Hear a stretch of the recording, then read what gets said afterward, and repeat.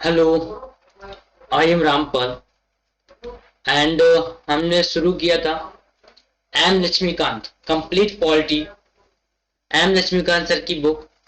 और दूसरी बात जो सबसे मैं इम्पोर्टेंट बता देता हूँ, दूसरी बात ये है कि एक पैरेलल लेक्चर, पैरेलल क्लास चल रही है कॉन्सेप्ट विद पॉलिटी, यानी कि जो पॉलिटी के इंपॉर्टेंट कॉन्सेप्ट है वो जाकर के आप उस लेक्चर से कवर कर सकते हैं। दोनों प्लेलिस्ट बन चुकी है, दोनों प्लेलिस्ट बनी है। एम लक्ष्मीकांत सर की बुक की प्लेलिस्ट बनी है और जो कॉन्सेप्ट वाला लेक्चर है, जो कॉन्सेप्ट वाली क्लासेस है, उसका भी आपको प्लेलिस्ट मिल जाएगा। जाके एक्सेस करें क्योंकि क्लासेस कंटिन्यू हो रही हैं। दूसरी इंपॉर्टेंट बात कि आप लोग जैसे मान लो कमेंट करते हैं, मैंने ये बोला है कि कमेंट में आप अपनी प्रॉब्लम नहीं, यहाँ जो कमी आ रही है क्लासेस में वो बताइए, प्रॉब्लम तो मैं दूर कर दूंगा। अगर आपकी स्टडी की प्रॉब्लम है तो टेंशन ना लें, आपकी 100% प्रॉब्लम दूर कर दूंगा। लेकिन यहाँ क्या कमियां आ रही हैं, सिस्टम में क्या कमियां आ रही हैं, क्योंकि न्यू सिस्टम है, समझ रहे हो आप। तो बहुत सारी चीजें हैं, तो बहुत सारी चीजें देखनी भी होती है। तो यही करें क्योंकि आप कहीं बैठे हुए हैं, हम कहीं बैठे हुए हैं, तो अभी इतनी जल्दी कोई मिल नहीं सकता कि कोई एक दूसरे की प्रॉब्लम सॉल्व कर सके। तो प्रॉब्लम ना बताएं, केवल कमियां बताएं, कमियां कहाँ आ रही हैं। अगर यहाँ कमियां इंप्रूव होंगी तो मैं 100% कह सकता हूँ आपकी कमियां इंप्रूव हो जाएंगी। क्लियर है ये बात। तो शुरू करते हैं आज का चैप्टर। आज का जो नया चैप्टर है वो है संविधान की प्रमुख विशेषताएं, यानी कि थर्ड चैप्टर है ये एम लक्ष्मीकांत सर की बुक का। और मैंने कल अधिकार पढ़ाए थे, अगर नहीं देखे हैं देख लीजिए, क्योंकि इसके बाद प्रस्तावना आएगी, प्रस्तावना के बाद जाकर के फंडामेंटल राइट का चैप्टर स्टार्ट होगा। तो अधिकार पढ़ा चुके हैं, इसके पहले का चैप्टर यानी संविधान का निर्माण भी कंप्लीट हो चुका है वन शॉट में। संविधान का निर्माण वन शॉट में प्री प्लस मेंस दोनों करा चुके हैं, प्री प्लस मेंस दोनों करा चुके हैं संविधान का निर्माण। क्लियर है क्या ये बात। तो आज हमें पढ़ना है सिलिएंट फीचर्स ऑफ द कॉन्स्टिट्यूशन, यानी कि संविधान की विशेषताएं, संविधान की इंपॉर्टेंस क्या रही, संविधान की फीचर्स क्या रहे, ये बात जाननी है। क्योंकि कुछ आलोचक बोलते हैं कि ये संविधान जो इंडिया का संविधान है एक साइड झुका हुआ था। कुछ बोलते हैं कि जो संविधान है वो एलिफेंटियन साइज है, यानी बहुत बड़ा है, पढ़ा नहीं जा सकता। ये बात राइट है। कुछ बोलते हैं कि उधार लिया हुआ संविधान है, हमने बोरो किया है, क्योंकि भारत शासन अधिनियम 1935, फिर जाके कनाडा के संविधान से हमने कुछ लिया, जर्मनी के संविधान से कुछ लिया, आयरलैंड से हमने कुछ लिया, अमेरिका से कुछ लिया। तो इस तरह से कलेक्ट करके हमारा संविधान बना।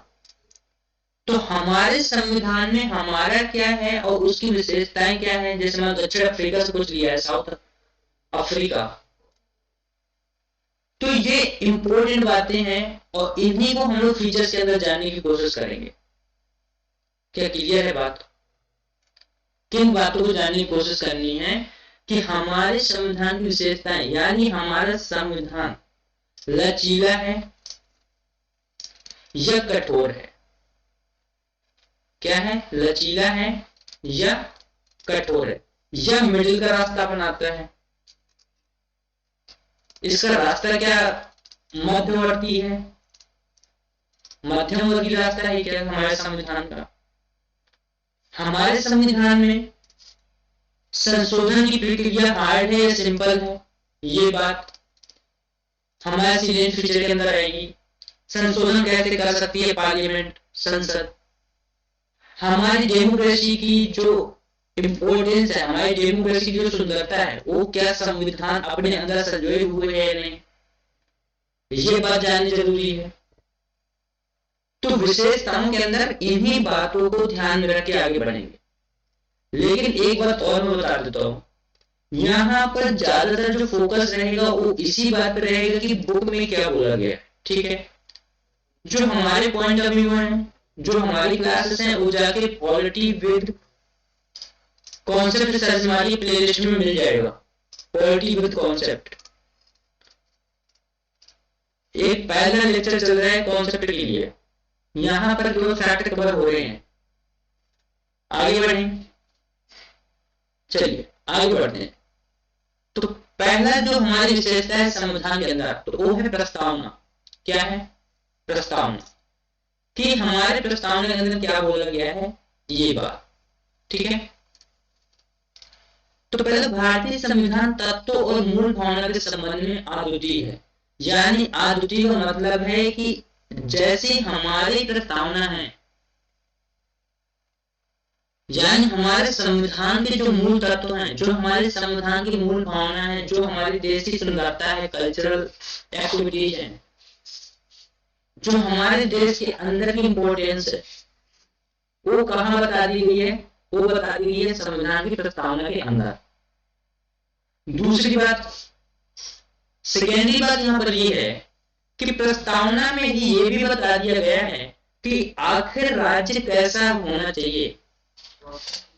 सरकार कैसी होनी चाहिए, गवर्नमेंट कैसी होनी चाहिए, यानी राज्य की विशेषताएं संविधान में बताया और राज्य की जिम्मेदारियां भी संविधान ने डिफाइन की हैं।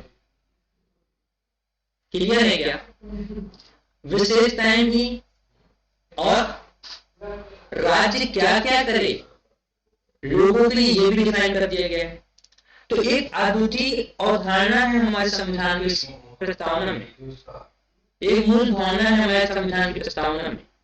संविधान के तत्व शामिल है संविधान की प्रस्तावना में, यानी आप इसे सोल ऑफ द कॉन्स्टिट्यूशन बोल सकते हो।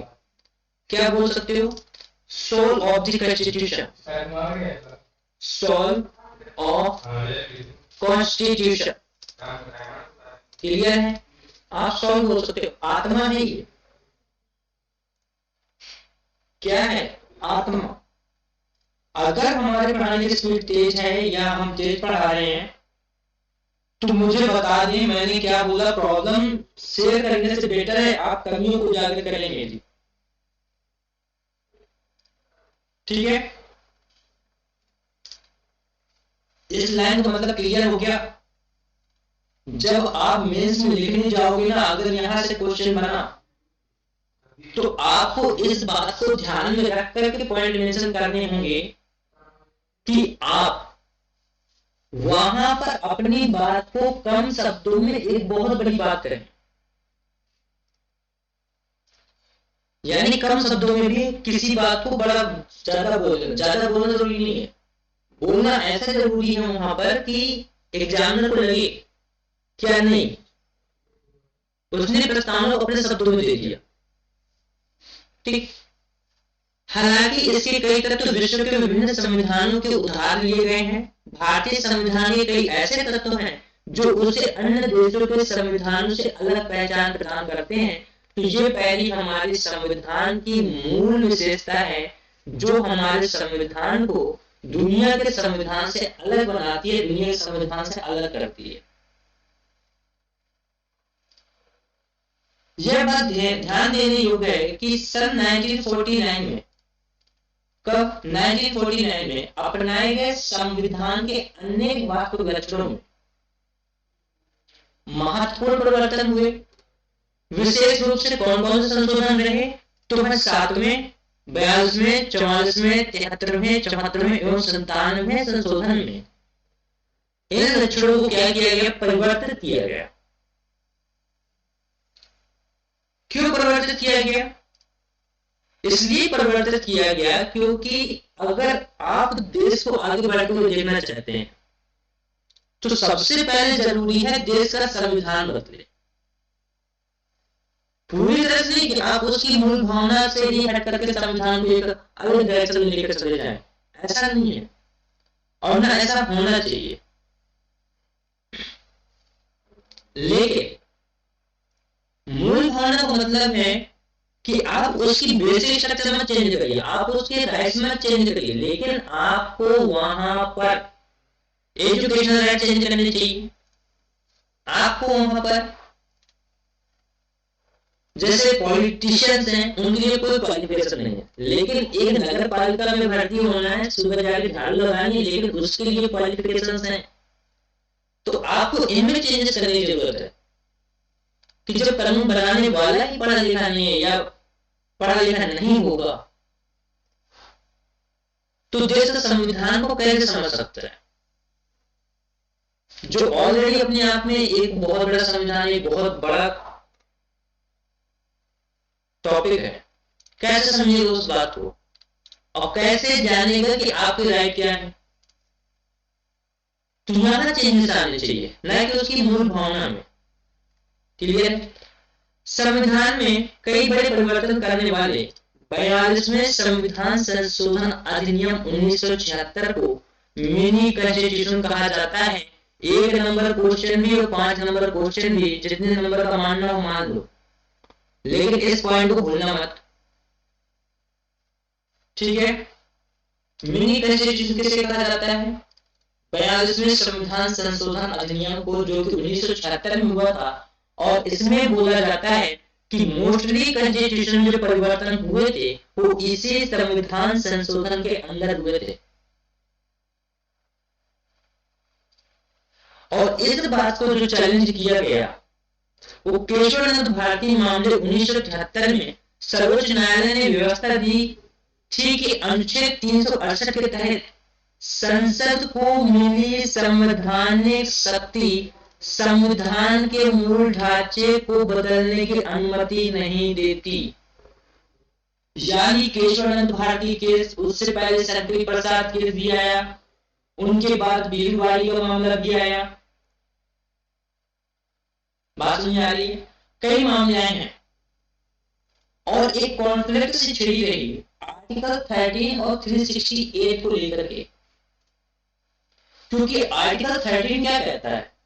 जब आप आर्टिकल 13 पढ़ेंगे तो आर्टिकल 13 इस बात का प्रावधान करता है कि अगर कोई भी लॉ, कोई भी कानून अगर किसी फंडामेंटल राइट को ब्रेक कर रहा है तो वहां से, जहां से वो ब्रेक कर रहा है, वहां से लास्ट तक, जहां तक कर रहा है, जहां से करना चालू किया और जहां तक कर रहा है, वहां तक की जो बात है, वहां तक का जो कानून है वो प्रभावहीन हो जाएगा। ये बात कौन कहता है? आर्टिकल 13। आर्टिकल 368 क्या कहता है कि अगर संसद चाहे तो संशोधन कर सकती है। कौन चाहे? संसद। तो इसी बात को लेकर के कॉन्फ्लिक्ट छिड़ गई 1951 से, यानी कि जब पहला संविधान संशोधन आया, 9वीं अनुसूची जुड़ी और 9वीं अनुसूची के बाद जहां से वहां पर लैंड रिफॉर्म्स हुए, एजुकेशनल रिफॉर्म्स हुए, और उन लैंड रिफॉर्म्स को लेकर शंकरी प्रसाद जी पहली बार 1951 में पहुंच गए थे सुप्रीम कोर्ट। क्लियर है क्या ये बात? इस कॉन्फ्लिक्ट को मैं कॉन्सेप्ट वाला जो टॉपिक चल रहा है, जो कॉन्सेप्ट वाली क्लासेस चल रही हैं, जो कॉन्सेप्ट वाली क्लास आ रही है, उसमें क्लियर करेंगे। क्योंकि अगर बुक के बीच में ये सारे टॉपिक्स लाए तो उन्हें एक्सप्लेन करना बुक के साथ एक कंफ्यूजन मैटर हुआ। क्योंकि बुक में आप केवल फैक्ट रेडी कर रहे हो। क्या रेडी कर रहे हो? फैक्ट्स। कॉन्सेप्ट को समझने के लिए एक अलग अटेंशन की नीड होती है। क्लियर है क्या ये बात? आगे बढ़ें, आगे बढ़ें, चलिए आगे बढ़ते हैं। अब देखिए संविधान की विशेषताएं क्या? संविधान की विशेषताएं, संविधान के वर्तमान रूप में इसकी विशेषता निम्नलिखित है। पहली बात, कौन सा? सबसे लंबा लिखित संविधान अगर कोई है तो वो है हमारे भारत का सबसे लंबा, एलिफेंटियन साइज जिसे बोल दिया जाता है, सबसे बड़ा, जिसे पढ़ना सबके बस की बात नहीं है कि कोई बोले मैं पढ़ लूंगा पूरे संविधान को। अरे भाई जाओ यार, सबके बस की बात नहीं। बात समझ में? तो संविधान को 2 वर्गों में विभाजित किया गया। पहला है लिखित, जैसे अमेरिकी संविधान, और अलिखित जैसे ब्रिटेन का संविधान। देखो मैं यहाँ पे एक डाउट और दूर कर देता हूं। चलिए, क्या ब्रिटेन का संविधान सच में अलिखित है कि ऐसे ही बोल दिया जाता है? तो यहाँ पर ये बात ध्यान दें, ब्रिटेन का संविधान अलिखित नहीं है, लिखित है। उनके पास हर एक चीज की डॉक्यूमेंट्री रखी हुई है, लेकिन वो कंपाइल नहीं है। जैसे मान लो कोई प्रोसीजर है तो उसकी लॉगबुक अलग है, कोई काम करने जाना है उसकी लॉगबुक उन लोगों ने बना रखी है। क्या बना रखी है? हर एक काम की लॉगबुक है उनके पास।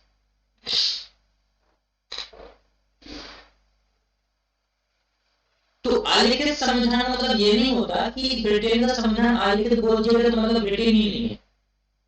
या ब्रिटेन नहीं होगा तो लॉ कैसे पढ़ेंगे वो लोग, और कैसे याद रखेंगे कि उनके वहां कौन सी आईपीसी के थ्रू कौन सा जो है क्लेम लगाना है, कौन सी बात वहां करनी है, किसने मर्डर किया है कौन से चार्जेस लगेंगे, किसने ट्रैफिक रूल तोड़ा है कौन से चार्जेस लगेंगे, किसी ने देश की संप्रभुता को खंडित करने की कोशिश की तो कौन से चार्जेस लगेंगे, कैसे पता चलेगा? तो ये ध्यान दें, अलिखित का मतलब ये नहीं है कि उनके पास बिल्कुल ही लिखित डॉक्यूमेंट्री नहीं है।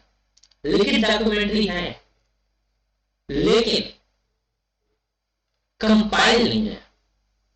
क्या नहीं है? कंपाइल। उन लोगों ने बाइंडिंग नहीं कर रखी उस चीज, फाइल नहीं किया, बाकी सब कुछ है, बाकी सब कुछ है। उनके पास हर कानून की अपनी खुद की लॉग बुक है। क्या है? Log book. समझ रहे हो ना लॉग बुक का मतलब?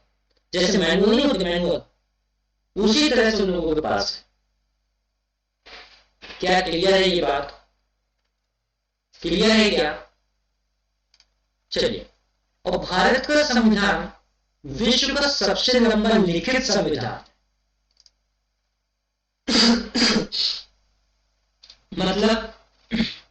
मतलब ये कि रिटन है, कंपाइल है, हमारे पास पूरी बुक है संविधान की, और हमारे पास रिटन रखी हुई है।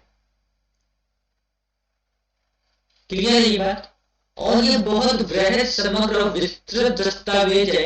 यानी कि भाई पहले तो मूल कानून पढ़ो, उसके बाद उसके सब पार्ट पढ़ो, उसके बाद उसके भी सब क्लोज पढ़ लो। ऐसा संविधान है हमारा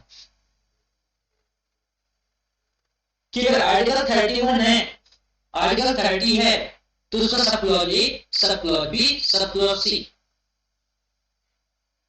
मेंशन है संविधान के अंदर। मेंशन, ये बात मेंशन है संविधान के अंदर। क्लियर है क्या ये बात कि विश्व का सबसे लंबा लिखित संविधान, और दूसरा बहुत बृहद, समग्र है और विस्तृत दस्तावेज है, यानी एक्सप्लेन है, आप इजीली समझ सकते हैं, इजीली आपके अंदर अंडरस्टैंडिंग आ जाएगी।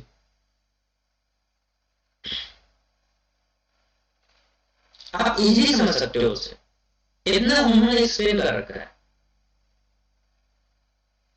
मूल रूप से 1949 संविधान में प्रस्तावना, 395 अनुच्छेद, 22 भागों में विभक्त और 8 अनुसूचियां थी। जब 1949 में कॉन्स्टिट्यूशन रेडी हुआ तो संविधान के अंदर क्या क्या प्रेजेंट था? तो पहली जो चीज थी वो थी प्रस्तावना। क्या थी? प्रस्तावना। दूसरी बात जो थी वो थे 395 अनुच्छेद थे और 22 भागों में विभक्त है, और यहाँ पे ध्यान दो 8 अनुसूचियां थी। क्लियर है क्या? क्लियर है? ये याद होना चाहिए कि जब संविधान बना था, रेडी हुआ था, कंपाइल हुआ था जब, क्योंकि ये तो बात सच है, हमने लिखा कुछ नहीं, खुद से कुछ नहीं लिखा, जो जहां से पाया, जो दुनिया के अंदर देखा, हमने आपातकाल देखा, उठा के जर्मनी से लाके डाल दिया। हमें संशोधन की जरूरत पड़ी, हमने उठाया, कहां से? दक्षिण अफ्रीका, साउथ अफ्रीका से लाके डाल दिए। हमें राज्य के डीपीएसपी चाहिए थे, हमने डीपीएसपी आयरलैंड से उठाए, लाके डाल दिए। हमें फंडामेंटल राइट की अवधारणा चाहिए थी, जो अमेरिका से उठाया, यूएसए से, वहां से लाके डाल दिया। तो एक तो बात से मैं सहमत हूं कि खुद का क्या कुछ है क्या इसके अंदर, तो खुद का उतना ही है जितना हमने संशोधन कर लिया है अपने अकॉर्डिंग, और बाकी अवधारणाएं हमारी सब बाहर से आई। तो जो अवधारणाएं थी वो क्या थी, संविधान में प्रस्तावना थी एक अवधारणा, और दूसरे थे 395 अनुच्छेद और 22 भाग और 8 अनुसूचियां। क्लियर है क्या? क्लियर हो रहा है? क्लियर हो रहा है? वर्तमान में अब अगर आज के टाइम की बात करें, वर्तमान में प्रेजेंट टाइम में, ये तो बात तब की थी जब 1949 में संविधान रेडी हुआ था। आज की बात क्या है, आज के मुद्दे की बात क्या है? आज वर्तमान में 2016 का डाटा है, ये 2016 है इस बुक में। और जब अभी एम लक्ष्मीकांत सर की जो न्यू अपडेटेड बुक आई है उसे भी कवर कराएंगे, लेकिन उस बुक को हम पूरा नहीं कराएंगे। जो उन्होंने अपडेट किया है केवल वही चीजें आपको अपडेट करा दी जाएगी, और बाकी पूरी बुक में सेम चीजें मिलेंगी।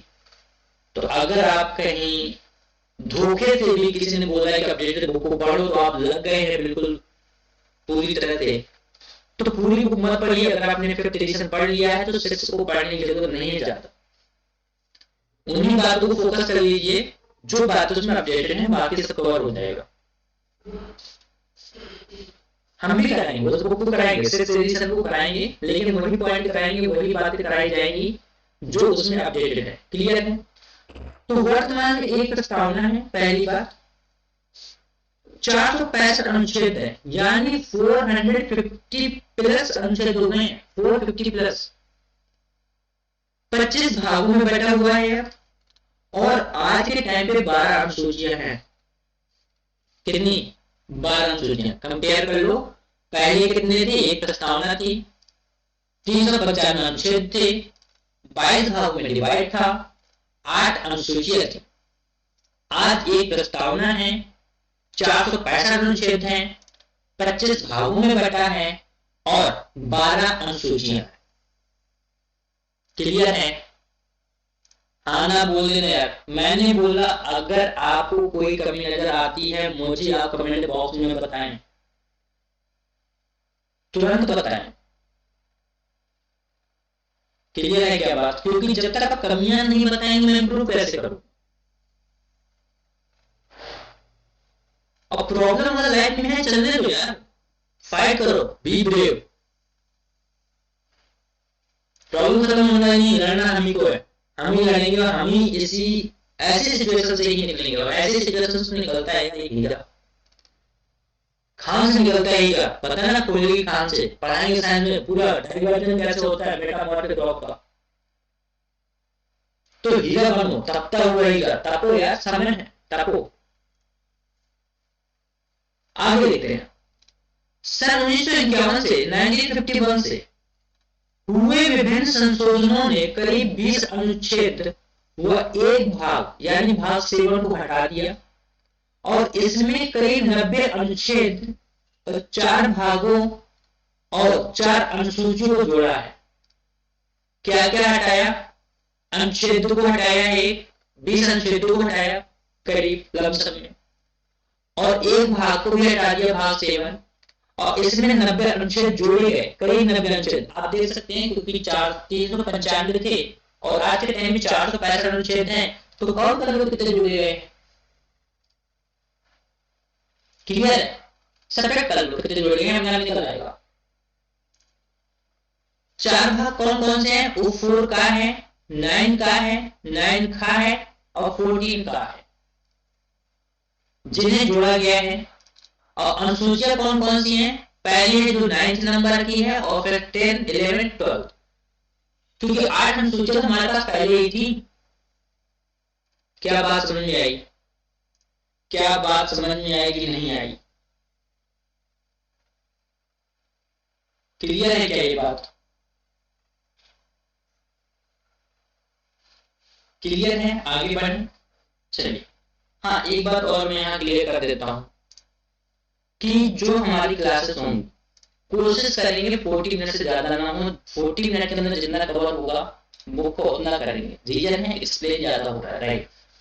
अगर ऐसे ही हम बुक के साथ एक्सप्लेन करेंगे तो फिर अगर एक चैप्टर एक दिन में करने की कोशिश करेंगे तो समझ लीजिए कम से कम 2-2 घंटे की क्लास से पहुंच जाएंगी और फिर आप बोरियत फील करेंगे। मेरा अनुरोध है क्लासों को बीच में न छोड़ें, स्किप ना करें, पूरी क्लास को कवर करें। मैं गारंटी देता हूँ आपकी प्रिपरेशन की, गारंटी है मेरी। जो मुझे कल कमेंट मिला मैं उस कमेंट पे बोल रहा हूँ, गारंटी है मेरी प्रिपरेशन की आपके। फुल जिम्मेदारी उठाएंगे, यहां से जितना होगा उतना उठाएंगे।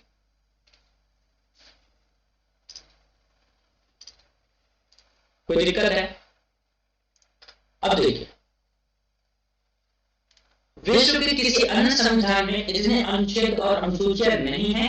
तो पहले ही बोल दिया कि सबसे दुनिया का सबसे बड़ा संविधान है। कोई दिक्कत? चलिए आगे बढ़ते हैं सीनियर फीचर में। भारत के संविधान को विस्तृत बनाने के पीछे निम्न 4 कारण। पहला कारण भौगोलिक कारण। कौन सा? भौगोलिक कारण। और दूसरा है भारत का विस्तार और विविधता। पहला कारण क्या क्या? भौगोलिक कारण और भारत का विस्तार और विविधता। यानी हमारे देश का जो भौगोलिक रीजन है, जो भौगोलिक क्षेत्र है, आप देखेंगे जम्मू कश्मीर यानी पानी ग्लैंड, ज्योग्राफी में पढ़ेंगे, टेंशन ना लीजिए, कुछ नहीं छूटेगा। क्लियर है बात? इंद्रपुर जो पॉइंट वहां से लेकर के जम्मू कश्मीर का, सॉरी जम्मू कश्मीर का इंदिरा पॉइंट, सॉरी इंदिरा पोल, क्या इंदिरा पोल, और तमिलनाडु इंदिरा पॉइंट, यहाँ गुजरात गौर माता, लास्ट पॉइंट गिना रहा हूं मैं। और गौर माता के बाद यहाँ अरुणाचल प्रदेश में कीबीथू। यानी अगर देखें, चलिए देखिए क्या मुद्दा है, भौगोलिक रीजन कितना बड़ा है हमारा। ये मान लीजिए एक टाइम ये हमारा भारत है, ये यहाँ हमारा जम्मू है, लद्दाख वाला रीजन, JNK, ये यहाँ हमारा गुजरात है, और यहाँ हमारा क्या है, तमिलनाडु लास्ट वाला रीजन है, और यहाँ हमारा अरुणाचल प्रदेश। इसका पॉइंट कौन सा? इंदिरा कोल, इंदिरा कोल। यहाँ कौन सा पॉइंट है तमिलनाडु में? Indira point, Indira point. यहाँ गुजरात में गौर माता, कौन सा पॉइंट है? गौर माता। यहाँ पे कीबीथू, कौन सा? कीबीथू। क्लियर है क्या? क्लियर है? एरिया कितना है भाई? एरिया अगर देखोगे ऐसे नॉर्थ टू साउथ 3214, 3214। क्लियर है? यहां से यहां देखोगे कितना है? 2933। ईस्ट टू वेस्ट ऐसे, और ऐसे 3214। तो इतना बड़ा हमारा भौगोलिक रीजन है, इतना बड़ा हमारा जियोग्राफिकल रीजन है। तो एक तो ये बहुत बड़ी बात रही कि भारत का विस्तार इतना बड़ा है कि भारत को उपमहाद्वीप, भारतीय उपमहाद्वीप यानी इंडियन सब कॉन्टिनेंट के नाम से जानते हैं। अरे आप 1947 के पहले का भारत देखोगे ना यार, तो और ही बड़ा, और बड़ा महाविशाल। पाकिस्तान वाला रीजन, बांग्लादेश वाला रीजन, कंधार वाला रीजन, सब किसका था यार? सब भारत का था, सब हमारा था। अगर सोचिए आज और रीजन होते तो हमारा संविधान तो और बड़ा होता ना। होता कि नहीं होता? होता। क्लियर है? होता, बिल्कुल होता। तो हमारा क्या पहला भौगोलिक रीजन ही एक इतनी बड़ी विशेषता है जो हमारे संविधान को इतना बड़ा बनाती है। दूसरी बात है विविधता। विविधता कैसे? कल से एक काम करें, कल से एक स्लाइड भी लगा लेंगे, है ना? कहो तो अभी लगा लें क्या? चलिए कल से ही लगाते हैं, है ना? जिससे समझाने में इजी रहेगा।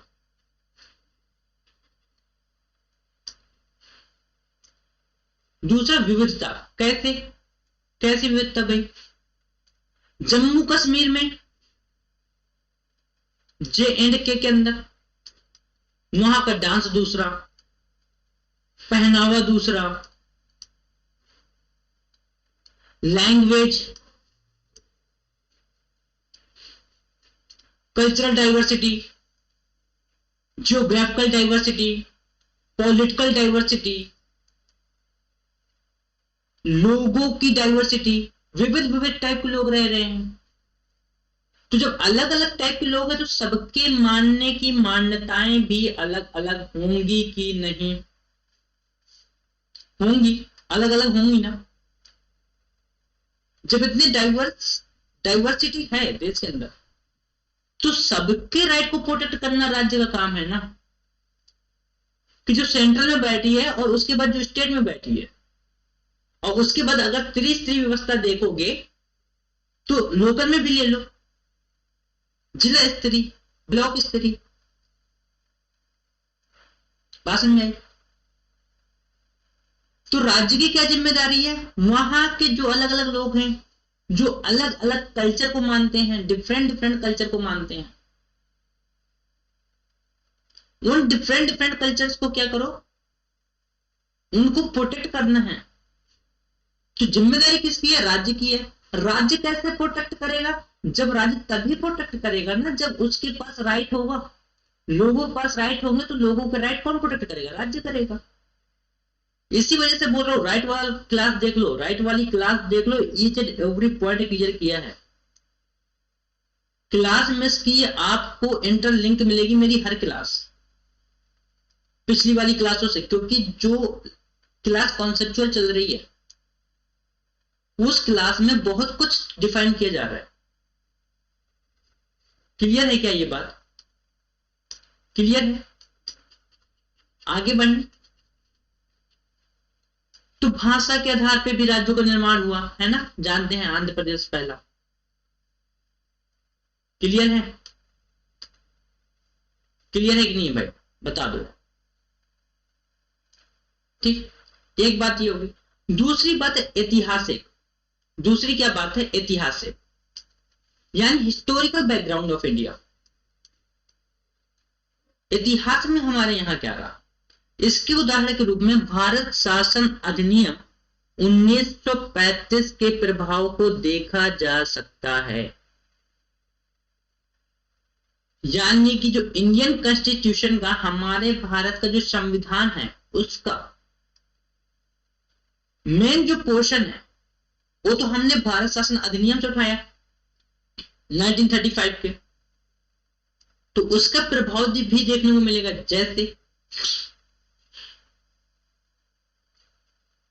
जैसे कैसे? जैसे जब ब्रिटिश टाइम था, जब अंग्रेज राज कर रहे थे देश के अंदर, कौन राज कर रहा था? ब्रिटिश राज कर रहे थे। तो ब्रिटिश क्या कर रहे थे? अपने कानून लेके आए, पुलिस सिस्टम वो लोग लेकर के आए, पुलिस सिस्टम हमने रख लिया आंतरिक सुरक्षा के लिए। वो लोग सिविल सर्विसेज लेकर के आए, हमने सिविल सर्विस को फॉलो किया। वो लोग डाक सेवा लेकर के आए, हम लोगों ने डाक सेवा फॉलो की। वो लोग रेलवे लेकर के आए, आज हम रेलवे यूज कर रहे हैं। वो लोग ज्यूरिडिक्शन को मान के चले, क्योंकि महारानी बैठी थी उनकी वहां पे एज अ सुप्रीम कोर्ट, तो हम लोग ज्यूरिडिक्शन फॉलो कर रहे हैं। यानी जो भारत शासन अधिनियम था 1935 का, उसका प्रभाव पूरी तरह से तो नहीं, आप कह सकते हो एक बहुत बड़े विस्तृत दस्तावेज होने की वजह से भारतीय संविधान के अंदर देखने को मिला, जो इससे एक विस्तृत संविधान बनाने में हेल्प करता है। क्लियर है? तीसरी बात, जम्मू कश्मीर को छोड़कर, तो ये पॉइंट अब रॉन्ग हो गया, क्योंकि अब जम्मू कश्मीर में जो एक अलग संविधान की बात होती थी, एक अलग झंडे की बात होती थी, वो तो भाई साहब मोदी जी ने जय जय कर दी। बात समझ में आई? तो एक बात क्या होती थी पहले, अब नहीं, अब ये पॉइंट रॉन्ग हो गया। क्यों? क्योंकि जम्मू कश्मीर के पास अब कोई खुद का संविधान नहीं है। अब जो इंडियन कॉन्स्टिट्यूशन है वही वहां भी चलेगा। क्लियर है? वहां भी इंडियन कॉन्स्टिट्यूशन चलेगा। तो जम्मू कश्मीर को छोड़कर केंद्र और राज्यों के लिए एकल संविधान, यानी कि जम्मू कश्मीर को अब आप छोड़ दो। ठीक है, पहले संविधान ने छोड़ रखा था, अब आप छोड़ दो। चलो, क्यों यहां तक का छोड़ दो। ठीक है, ये केंद्र और राज्यों के लिए एकल संविधान, यानी कि जो संविधान केंद्र में लागू होगा वही संविधान राज्य में भी लागू होगा। लेकिन अमेरिका का संविधान अगर देखोगे ना, तो भैया केंद्र अपना लिए बैठा है, राज्य अपना लिए बैठा है। और इसी वजह से वहां की संशोधन प्रक्रिया बड़ी तगड़ी है यार, बड़ी तगड़ी। क्लियर है क्या ये बात? चौथी बात जो थी वो ये था कि संविधान सभा में कानून विशेषज्ञों का प्रतिनिधित्व था। जो लॉ स्पेशलिस्ट थे उनका प्रभुत्व रहा। बात समझ में आ रही है? यानी कि वही लोग बैठे हुए थे संविधान बनाने के टाइम पे जिन्हें लॉ का अच्छा नॉलेज था, जिन्हें लॉ का अच्छा नॉलेज था, कानून के बारे में जानकारी थी। हमारे अंबेडकर साहब, डॉक्टर राजेंद्र प्रसाद साहब, ये लोग कानून के अच्छे ज्ञाताओं में थे। तो एक जो हमारे साइज को बड़ा करता है कॉन्स्टिट्यूशन के, वो क्या है? वो कानूनों को विशेषज्ञों का प्रभुत्व भी रहा है वहां पे। तो क्या ये चारों पॉइंट क्लियर हैं? क्या मैं भरोसा कर सकता हूं कि ये चारों पॉइंट क्लियर हो गए? पहला पॉइंट ऐतिहासिक, दूसरा मान लो यहां पे भौगोलिक, है ना, भौगोलिक कारण, ऐतिहासिक कारण, केंद्र और राज्यों के लिए एकल संविधान, कानून विशेषज्ञों का प्रभुत्व, कानून विशेषज्ञों का प्रभुत्व। क्लियर है? आगे बढ़, समझ में आ रही है ना किताब? चलिए आगे देखते हैं क्या बोलते हैं लक्ष्मीकांत साहब। कह रहे हैं संविधान में न सिर्फ शासन के मौलिक सिद्धांत बल्कि विस्तृत रूप में प्रशासनिक प्रावधान भी विद्यमान हैं। क्या क्या विद्यमान है? मौलिक सिद्धांतों के साथ साथ, फंडामेंटल प्रिंसिपल के साथ साथ एडमिनिस्ट्रेटिव अप्रोच, एडमिनिस्ट्रेटिव प्रावधान भी हैं। इसके अतिरिक्त अन्य आधुनिक लोकतंत्रों में जिन मामलों को आम विधानों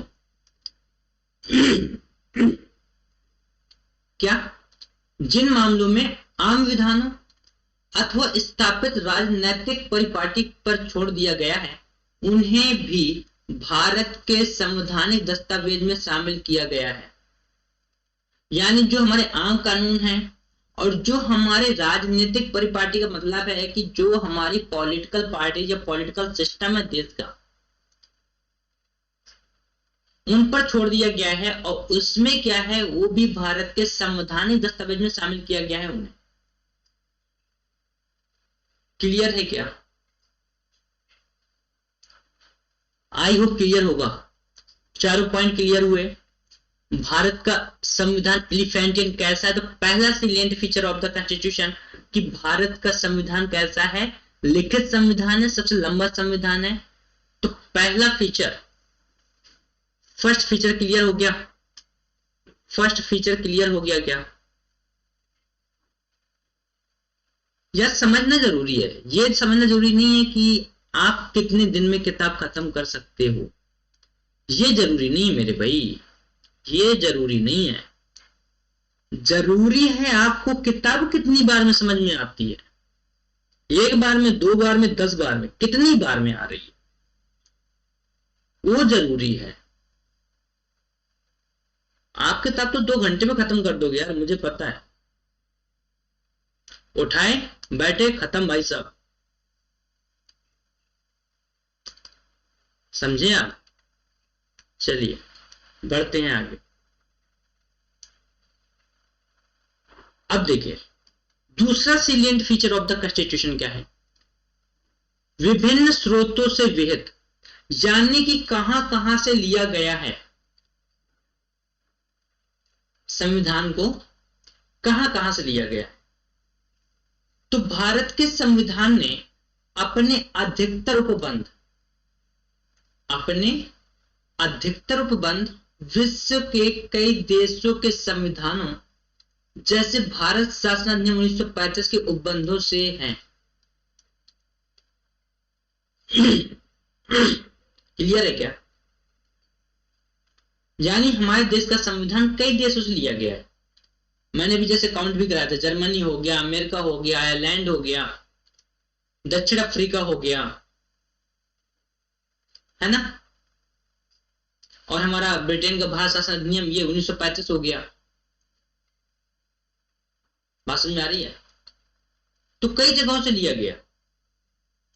डॉक्टर अंबेडकर ने गर्व के साथ घोषणा की थी कि भारत के संविधान का निर्माण, स्टेटमेंट याद करिएगा, भारत के संविधान का निर्माण विश्व के विभिन्न संविधानों के छानने के बाद किया गया है।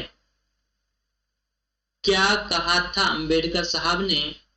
कभी कभी प्रीलिम्स में क्वेश्चन बन जाता है कि ये स्टेटमेंट किससे संबंधित है। स्टेटमेंट लिखी होती है और पूछता क्या है, किससे संबंधित है। तो उसमें दे देगा doctor Bhimrao Ambedkar, doctor Rajendra Prasad, doctor Satyendra Sinha, है ना, और एक स्टेटमेंट और दे देंगे, या जीवी मौलंकर। लो 4 स्टेटमेंट हो गए। क्या बना दिया क्वेश्चन? क्वेश्चन में स्टेटमेंट लिख दी गई कि भारत के संविधान का निर्माण विश्व के विभिन्न संविधानों को छानने के बाद किया गया है, और फिर लिख दिया जाएगा ये स्टेटमेंट निम्नलिखित में से किनसे संबंधित है या किससे संबंधित है। 4 ऑप्शन आ गए आपके सामने, आपको बताना पड़ेगा। तो जैसे कुछ स्टेटमेंट होती है ना कोड, वो आपको आंसर राइटिंग में भी बड़ी हेल्प करती है। आप मेंशन कर दें अगर कोड को, तो यूनिक, मतलब यूनिक यार, यूनिक। कोई नहीं है काटने वाला आपके आंसरों को। बात समझ में आई? कोई नहीं है काटने वाला कि आपके आंसर्स काट दे। तो प्रीलिम्स में कैसा बनेगा, क्लियर हो गया? संविधान का अधिकांश ढांचागत हिस्सा, जो ढांचा है, जो स्ट्रक्चरल बॉन्डिंग वाला मैटर है, जो स्ट्रक्चर है, ठीक, जो प्रारूप है भारत के संविधान का, वो भारत शासन अधिनियम 1935 से लिया गया है। संविधान का दार्शनिक भाग, कौन सा? दार्शनिक, मौलिक अधिकार जैसे राज्य के नीति निर्देशक सिद्धांत, राज्य के नीति निर्देशक सिद्धांत और मौलिक अधिकार क्रमशः अमेरिका और आयरलैंड से प्रेरित हैं। तो अगर कहीं पूछता है कि मौलिक अधिकार निम्नलिखित में से कहां से प्रेरित है या कहां से लिया गया है, क्या पूछता है कि मौलिक अधिकार निम्नलिखित में से कहां से लिया गया है? 4 ऑप्शन आ गए, अमेरिका, आयरलैंड, दक्षिण अफ्रीका, ब्रिटेन। तो कहां से लिया गया है? अमेरिका से। क्लियर है ये बात? और उसके बाद राज्य के नीति निर्देशक सिद्धांत, राज्य के नीति निर्देशक सिद्धांत कहां से लिए गए हैं? आयरलैंड से। ठीक, भारतीय संविधान के राजनीतिक भाग, देखा यही है यार, पता है ना, जब नया नया हाथ आता है ना ऑनलाइन पे, तो कहीं भी कुछ भी क्लिक हो जाता है। चलो, लेकिन वहां फोकस ना करें, यहां फोकस करें। भारतीय संविधान के राजनीतिक भाग, राजनीतिक भाग में क्या? क्या? संघीय सरकार का सिद्धांत। क्या? संघीय सरकार का सिद्धांत। संघीय सरकार यानी संघात्मक प्रणाली। संघात्मक का मतलब क्या होता है? एक गवर्नमेंट नहीं कि पूरी स्टेट या पूरे राज्य को, पूरे देश को एक गवर्नमेंट संभालेगी, नहीं। 2 tiers ऑफ गवर्नमेंट या more than 2 tiers of government. सरकार के एक से ज्यादा पार्ट, केंद्र में बैठे, राज्य में बैठे, लोकल में अपना लोकल वाले बैठे, जो पंचायती राज के टाइम पे आया था। ये बात क्लियर होनी चाहिए। अशोक मेहता कमेटी और बलवंत राम मेहता कमेटी की सिफारिशों के बाद,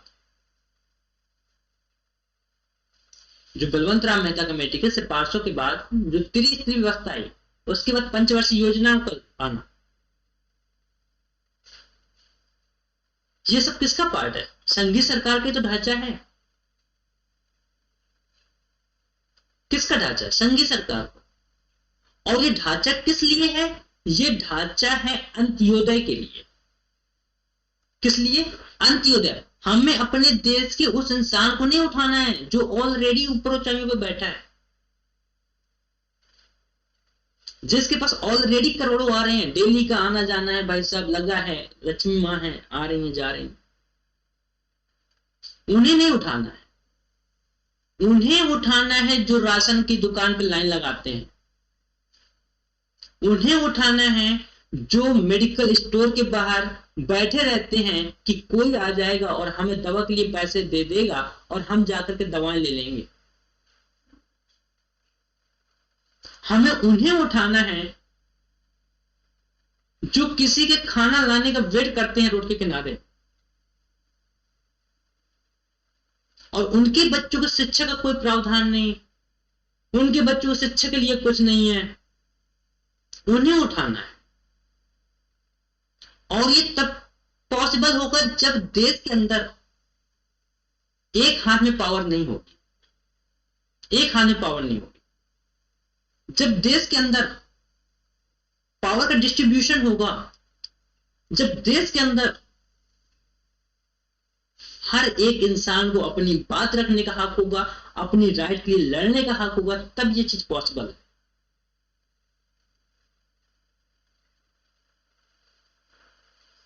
क्लियर है क्या? तो संघीय सरकार का सिद्धांत इसलिए है क्योंकि हमारे सपने नीचे तो उठाने के हैं भाई। हमने योजना आयोग को नीति आयोग बदल दिया यार। क्यों?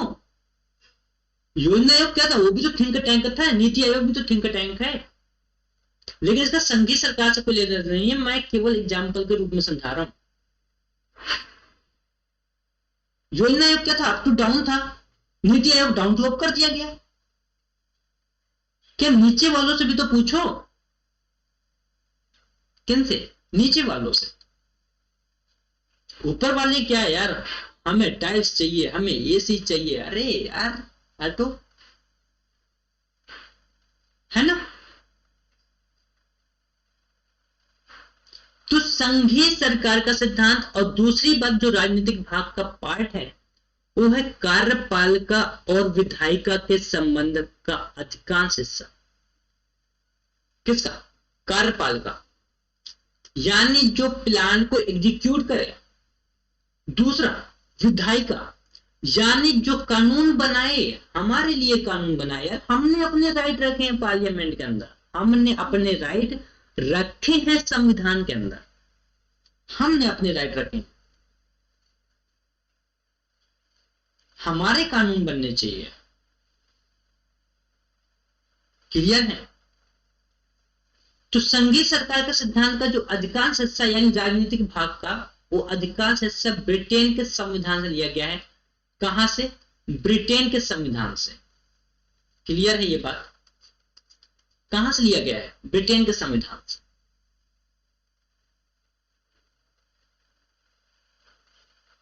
आई होप बात क्लियर होगी। आगे बढ़ रहे हैं। संविधान के अन्य प्रावधान कनाडा, ऑस्ट्रेलिया, जर्मनी, यूएसएसआर यानी रशिया, आज का रशिया, पहले का यूएसएसआर, 1991 में यूएसएसआर ब्रेक हुआ था और 15 कंट्रीज, अबाउट 15 कंट्रीज टच में आई और रसिया आज के टाइम पे फिर से उन्हीं कंट्रियों को मिलाने में लगा है। फिर से यूक्रेन रसिया वॉर चर्चा करेंगे कभी कॉन्सेप्ट टॉपिक पे, डिटेल में समझेंगे कि आखिर यूक्रेन और रसिया वॉर क्यों हुआ, नाटो का क्या रोल रहा है इस वॉर में, क्या अमेरिका अपना फायदा चाहता था इस वजह से लड़ा दिया। डेप्थ में किसी को क्रिटिसाइज नहीं करेंगे, क्यों यार, हमें आंसर लिखना है, हमें सिलेक्शन चाहिए, दैट्स इट, खत्म बात। हमें क्या चाहिए, सिलेक्शन, क्योंकि जब सिलेक्शन होगा तभी आप देश के अंदर आ पाओगे और तभी आपको कोई सुनने को तैयार होगा। बदलाव ला सकते हो तो वहां जाके बैठो जहां से दुनिया आपको सुने। कब तक दुनिया को सुनोगे यार, क्लियर है ये बात। तो कहां से, कनाडा, ऑस्ट्रेलिया, जर्मनी, यूएसएसआर यानी रसिया, फ्रांस, दक्षिण अफ्रीका, जापान, इन देशों से भी लिया गया संविधान को। क्लियर है क्या ये बात। चलिए आगे बढ़ते हैं। भारत के संविधान पर सबसे बड़ा प्रभाव और भौतिक सामग्री का स्रोत भारत शासन अधिनियम 1935 रहा। ये भूल मत जानना, बचपन का प्यार है ये कॉन्स्टिट्यूशन का। आया समझ में, कौन सा वाला वायरल हुआ था ना, हाँ, बचपन का प्यार भूल नहीं जाना रे, याद होगा सभी को। ऐसी चीजें तो याद रहती हैं, बाकी क्या याद करना है जिंदगी में। तो संविधान का जो बचपन का प्यार है वो कहाँ है, वो भारत सरकार अधिनियम 1935 के अंदर है। कहा, भारत शासन अधिनियम 1935। ठीक, आगे बढ़े। संघीय व्यवस्था,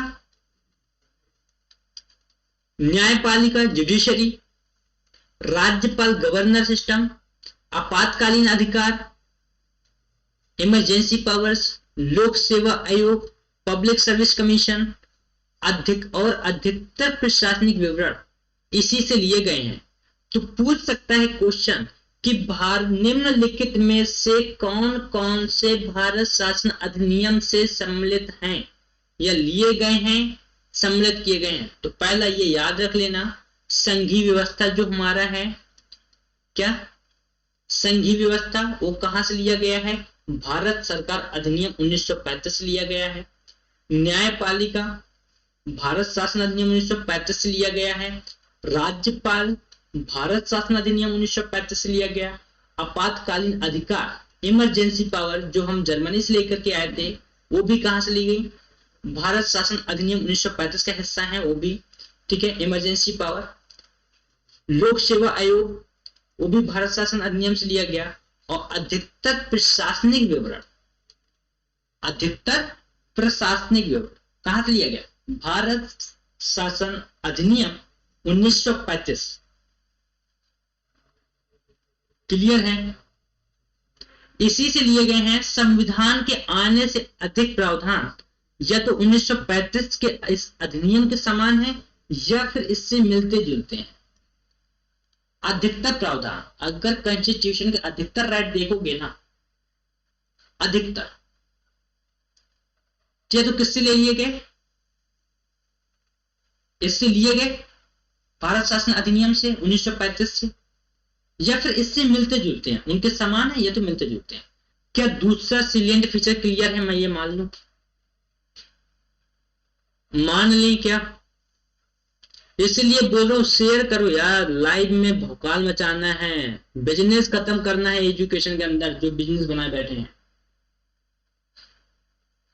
लाइव लाके देखो यार, आप लोगों के हाथ में, चाहो कि एक दिन के अंदर मुझे लाइव कर दोगे, एक दिन के अंदर, मैं कह सकता हूं एक दिन के अंदर लाइव कर दोगे। और जिस दिन लाइव, याद रख लेना, पूरी प्रिपरेशन, ऑप्शनल भी फ्री कराएंगे यार, ऑप्शनल तक फ्री कराएंगे, एक ऑप्शनल नहीं कई ऑप्शनल, एक नहीं, अभी ओपन नहीं कर रहा कौन कौन सा ऑप्शनल में फ्री कराऊं। पूरी एजुकेशन यार, जिस देश के अंदर एजुकेशन महंगी है ना, वो देश डेवलप कैसे करेगा समझ नहीं आता आज मुझे, क्या बोले। चलिए अच्छी बात है। क्लियर है, क्लियर है क्या, सेकेंड सिलेंट फीचर क्लियर है। आगे बात करेंगे तीसरे पे। तीसरा क्या कहता है? नम्यता एवं अनम्यता का समन्वय, coordination of normality and abnormality. Clear है? किसका किसका कोऑर्डिनेशन भैया?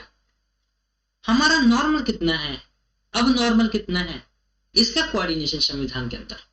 कैसे? संविधानों को नम्यता और अनम्यता की दृष्टि से वर्गीकृत किया जाता है। किससे वर्गीकृत करते हैं? नम्यता और अनम्यता। सीधा कितना है और टेढ़ा कितना है, ये बात। कठोर या अनम्य संविधान उसे माना जाता है जिसमें संशोधन करने के लिए विशेष प्रक्रिया की आवश्यकता हो। क्लियर है क्या? कठोर या अनम्य संविधान किसे माना जाता है? उसे माना जाता है जिसमें संशोधन करने के लिए एक बहुत टिपिकल प्रोसेस हो, जैसे अमेरिका है, कहता अमेरिकी संविधान। बड़ा बवाल है यार उसमें संशोधन करने के लिए। एक हमारा इंडियन है, कठोर भी है, लचीला भी है ना? आप नॉर्मल मेजोरिटी से पास कर लो। और एक हमारा विशेष प्रावधान है जहां पर आपको क्या चाहिए होता है? आपको चाहिए होता है वहां पर जितनी पूरी स्टेट है कंट्री की, 50% प्लस कंट्री होगा तो वहां पे परमिशन चाहिए। ये तो हार्ड हो गया। अब कोई बोल रहा है मैं नहीं सिग्नेचर करूंगा, जाओ।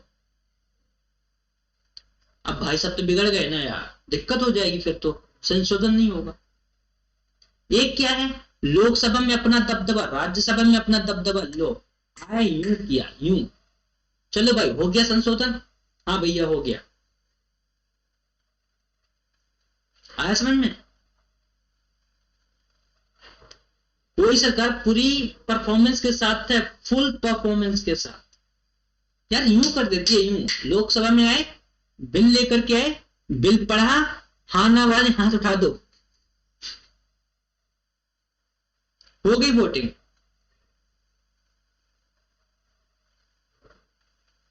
बात समझ आई? तो कहां का संविधान प्रक्रिया कठोर है, कहां का संविधान अनम्य माना जाएगा? वहां का संविधान अनम्य या कठोर माना जाएगा जहां पर संशोधन करने की विशेष प्रक्रिया की आवश्यकता हो। उदाहरण के लिए अमेरिकी संविधान। कौन सा? अमेरिका का संविधान।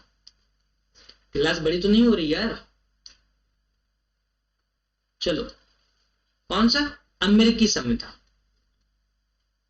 क्लियर है? लचीला या नम्य संविधान वह कहलाता है जिसमें संशोधन की प्रक्रिया वही हो, कौन सी हो संशोधन की प्रक्रिया? जैसे किसी आम कानूनों के निर्माण की, जैसे आम कानूनों के निर्माण की संशोधन की प्रक्रिया है, वैसे ही संविधान संशोधन की भी प्रक्रिया हो। तो वो हमारा कैसा संविधान होगा? नम्य संविधान होगा, लचीला संविधान होगा, फ्लेक्सिबिलिटी होगी उस कॉन्स्टिट्यूशन के अंदर। जैसे ब्रिटेन का संविधान, जैसे ब्रिटेन का संविधान है ना, संशोधन यहां पे ऐसे ही हो जाता है जैसे आम कानूनों में होता है, कोई प्रॉब्लम वाली बात नहीं आती, इजली होता है। ठीक है? तो हमारा संविधान कैसा है? ये तो अमेरिका की बात हो गई, कठोर है, संशोधन की प्रक्रिया कठोर है। ब्रिटेन की बात हो गई कि संशोधन की प्रक्रिया आम कानूनों की रहती है। क्लियर है ना? लेकिन भारत में क्या है? भारत का संविधान न तो लचीला है और न ही कठोर है।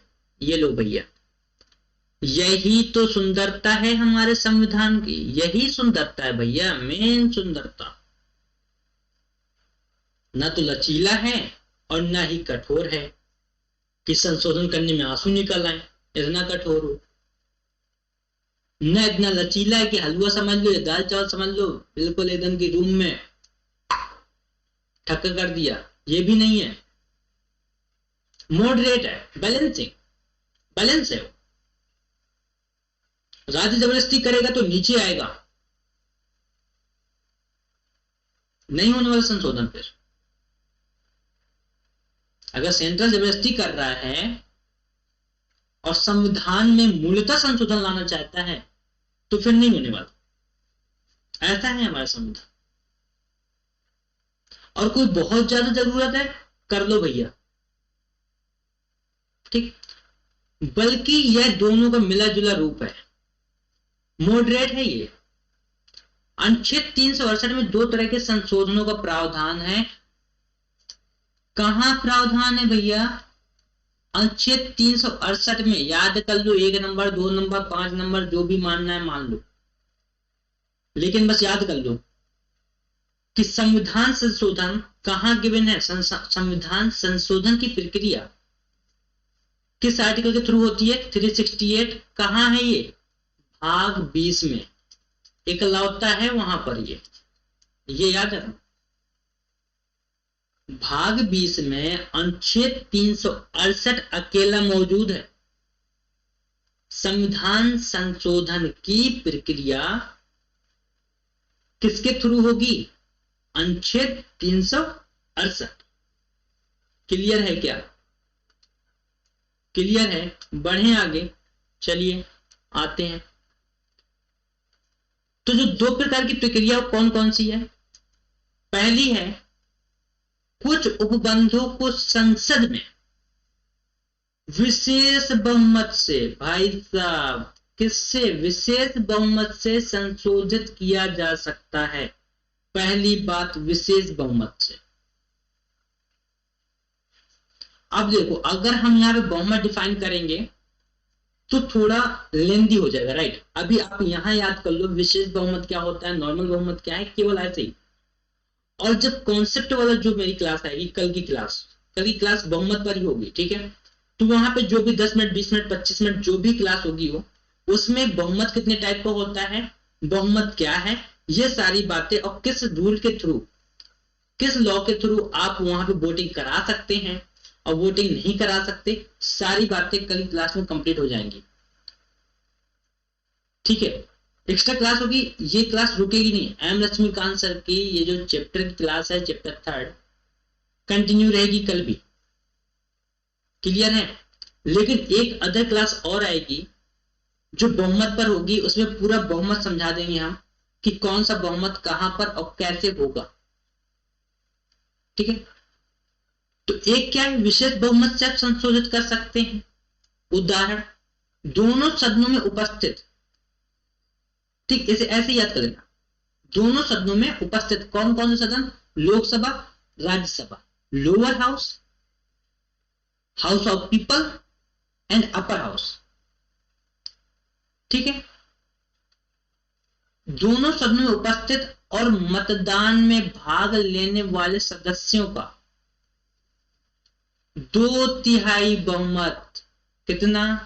2/3 बहुमत, और प्रत्येक सदन में कुल सदस्यों का जो कि 50% से अधिक है। यानी कि क्या मुद्दा है, मुद्दा समझ लो। अगर दोनों सदन लोगे, दोनों सदन, तो मतलब ये है कि जो वहां पे उपस्थित हैं, जो वहां पर उपस्थित हैं और जो मतदान कर रहे हैं, जैसे मान लीजिए जैसे अपर हाउस में है ना, अभी कितनी है? 245, मैक्सिमम 250 सीटें, 250 सीटें। मान लो 250 में किसी दिन 150 लोग आए, कितने एमएलसी या एमएलए वहां? 150 है, 150 लोग प्रेजेंट है वहां पे। कहा? अपर सदन में।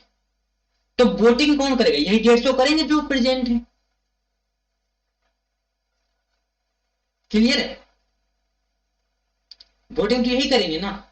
और ऐसे ही मान लो अपर हाउस में हो गया ये, तो लोअर हाउस की बात, जैसे मान लो 545, मैक्सिमम 550। अब मान लो 545 में कितने प्रेजेंट है? मान लेते हैं 400 प्रेजेंट है,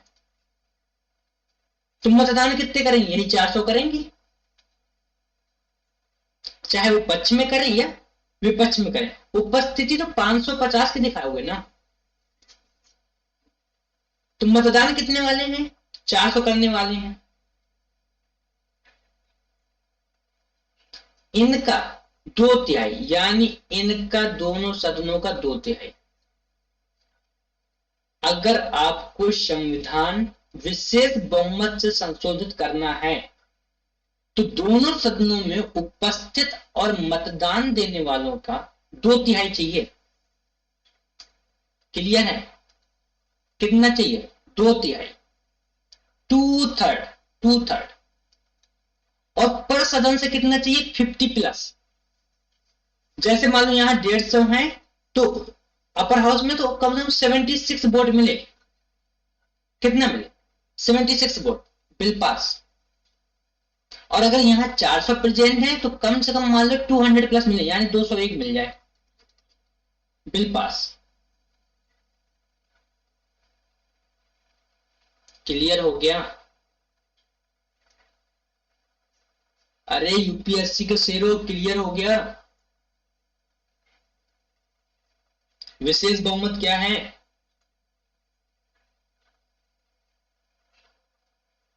अरे भाई मेरे फ्यूचर आईएएस आईपीएस, क्लियर है क्या, क्लियर है ये बात।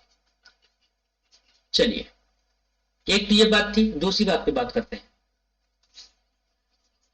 करें दूसरे पे, आ जाते हैं दूसरे पे, फटाक से आ जाते हैं। चलो, कुछ अन्य प्रावधानों को संसद के विशेष बहुमत और कुल राज्यों के आधे से अधिक राज्यों के अनुमोदन से ही संशोधित किया जा सकता है। यानी क्या चाहिए, पहले तो विशेष बहुमत जो अभी हमने समझाया, दोनों सदनों में 2/3 उपस्थित और मतदान करने वालों का, और पर सदन से 50%+, ये बात हो गई। दूसरी बात, जो कुल राज्य हैं हमारे, स्टेट हैं, उनका आधे से अधिक, जैसे मान लो 28 है तो 15 अगर पास कर दे तभी वो बिल पास होगा, तभी वो संशोधन माना जाएगा। क्लियर है क्या, संशोधन कब माना जाएगा, दोनों सदन क्या तो 2/3 पास करें और फिर उसके बाद जितने स्टेट हैं उन स्टेट के 50%+ दें। मान लो 28 है तो 15 लोग अनुमोदन दें उन्हें, तो संशोधित कर सकते हो। और ये दोनों संशोधन की प्रक्रिया हमारे संविधान में मेंशन है। क्या है, मेंशन है। क्लियर है, क्लियर है, बोर नहीं होना यार। आज 3 ही सिलेंट फीचर से 3 ही करेंगे, ज्यादा बड़ा लेक्चर नहीं, ठीक। इसके अलावा संविधान के कुछ प्रावधान आम विधायी प्रक्रिया की तरह संसद में सामान्य बहुमत के माध्यम से संशोधित किया जा सकता है। सामान्य बहुमत से, बात समझ में आई। और उल्लेखनीय है कि ये संशोधन अनुच्छेद 368 के अंतर्गत नहीं आते, तभी जाकर के बिल पास हो जाते हैं तुरंत कि हमारी मेजोरिटी है लोअर हाउस में, हम जाएंगे बिल रखेंगे, हाँ ना बोल दो, बोल दिया, बोलो भाई, बोल दिया। क्लियर है, बोल दो यार हाँ ना, आज तो कमेंट में बोल देना, जो कमियां नजर आए बोल दो यार। 1000 कमियां गिनाओ मुझे मेरी, 1000 कमियां। तारीफ नहीं चाहिए, तारीफ मत दो, कमियां बताओ मुझे। क्लियर है। तो आज हमने कितने सिलेंट फीचर किए, 3 सिलेंट फीचर किए। पहला हमने किया भौगोलिक स्थिति को लेकर के, दूसरा हमने किया स्रोतों को लेकर के, क्लियर है। तीसरा हमने किया नम्यता और अनम्यता को लेकर के। आई होप बात क्लियर होगी, आई होप बात क्लियर होगी। तो आज के क्लास में इतना ही रखेंगे और मिलते हैं कल, ठीक है। तो शेयर कर दो यार, जितना कर सको कर सकते हो, अपने लिए, अपने देश के लिए, अपने देश के युवाओं के लिए। चाहते हो कि मैं इस प्लेटफॉर्म पे आगे आऊं, तो यार शेयर कर दो, एक शेयर चैन बना लो, एक लोग 5 को करो, 5 को बोलो तुम्हें 5 को करना है। और मेरा वादा है ये मंजूश्री क्लासेस हमेशा फ्री रहेगी चैनल पे। क्लियर है?